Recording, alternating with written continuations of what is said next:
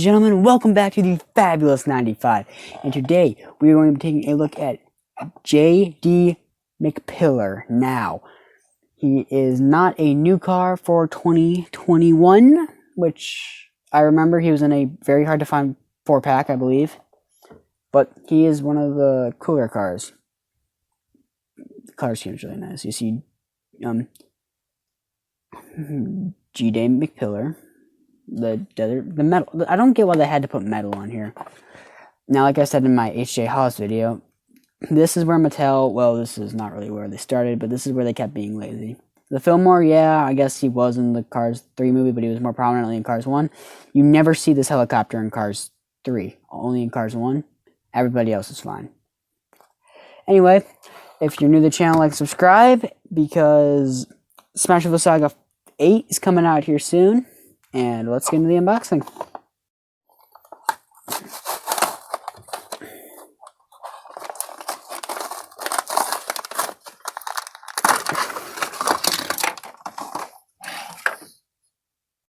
Let's get into the review of this guy. And the one thing that immediately strikes me as comical as I love his expression. He just looks like he's just not taking any bull from anybody, which is kind of hilarious. And also, I love how on like the arts they're like all smiling and they're all happy. Not this guy. He's legitimately like, if you put me into the wall one more time, I will wreck you so hard you can't even drive next week. But it's cool. Now, this is one of my favorite designed next gens because I feel like they're more aerodynamic than the other ones, like the box ones. Now, this is just really a nice car. The 4 looks nice. The whole purple metallic scheme with the yellow and the blue. It's a really nice car. Sponsor is toe cap.